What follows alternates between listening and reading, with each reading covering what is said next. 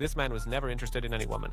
But still, one night he spent a large amount of money and called a call girl. When the girl arrived, he opened a box containing pig fat. The girl was surprised but said nothing. The man first applied the fat on her hands, then tied them tightly with straps. The girl thought it might be some strange hobby of his, but then he took out a crooked knife from his pocket. The girl got scared, asked, "What is this?" The man just smiled and said, "To extract the fragrance." The girl called him crazy and tried to run away, but the next moment, her screams were silenced forever. This man named Ganu had now started his real work. He cut all the girl's hair, the body, wrapped in bandages, and let the pig fat soak in overnight. The next morning, he began scraping off the fat, extracted oil from even the hair follicles, mixed it with alcohol, and heated it in a distiller. In a few hours, a thick, highly fragrant extract was ready. He put a few drops on his hand. The girl's pet dog came running, as if it had caught the scent of its owner. Garnu smiled. His experiment was successful. He had captured the girl's scent. He opened a bag containing 13 empty perfume bottles. He had to make the world's most perfect perfume from 13 unique scents. The next two were the royal family's twin sisters. They were killed in the same way. Extract was taken from the fat, and the bodies were thrown into the river.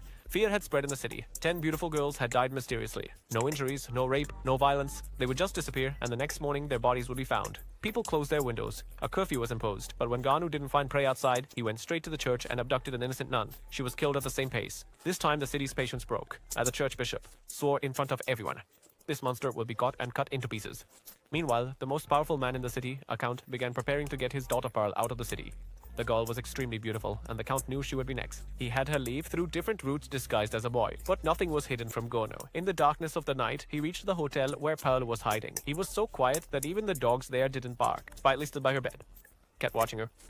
The girl was indeed very innocent and beautiful, but for Gornu, she was just the last flower. In the morning, when the count arrived, there was only Pearl's corpse in the room. Head shaved, the same smell, the same method. Gornu had already prepared the 13th vial. Now, he just had to mix them, but then the police surrounded him. From his room, all the girl's hair, clothes, and evidence had been found. Now it was clear that Gornu was the killer, but he smiled and surrendered without saying a word. On the day of the hanging, the whole city had gathered. Everyone thought the monster would end today, but at the last moment, Ganu took out that same perfume. He took out the perfume, opened the cap with the scent of 13 souls, and as soon as that fragrance spread in the air, the entire field seemed mesmerized. People began to bow to him. He was in royal attire. Everyone was saluting him, thinking he was a deity. Even the Pope fell to his knees before him. People believed he was an incarnation of God, but there was no smile on Gon's face. His heart was still stuck on that one girl, the fruit-selling girl with whom it all began, whose fragrance, the simplest, the most genuine.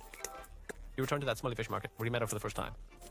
There he emptied the entire bottle of perfume, poured it over himself, and then people went crazy seeing him. They pounced on him. Someone kissed him, someone scratched him, someone ate him. People considered every drop of him a piece of God. Garnu ended right there, but the fragrance he created had become the most perfect perfume in the world.